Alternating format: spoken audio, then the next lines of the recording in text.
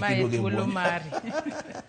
Koro anta biro ka monda wuo chiw ler ewi wach mar UHC tangen tie osiepe duto mose konyowa e dongruok mwasebedo ka. Koro mama wabentie sembo konyango kucho embe nyaka one mos gi jonguka duto gimbe gingene wuorgi ne ntie wang' jowi seche moko gibogo sigala e simba ka aboro ni ka gitimo mano to kendo wago erokamano makende ne ker marwa mung'iyo ni onge tiende bedo ni ntie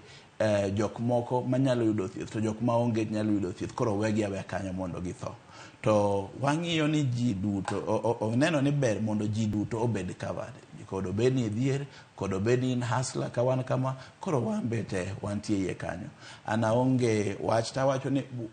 kapok wawuoyo kata wafuong'o wach wasome gini wawinje wang'iye gimodwaro aneno ka nitie goodwill kendo mibadhi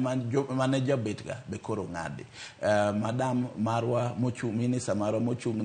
ne health betemo matek mondo gik moko dhi kare mano Susan Nakumicha kendo PS marwa Mary Mudhoni Murioki gi Hariki Mutai gitemo matek mondo gigi kik bed kaka obet kendo aduoko erokamano ne jatenda man DG Dr. Patrick Amoth mondo mi wathuoro mondo abed ka gi ji duto mosetiyo e process mar ndiko social health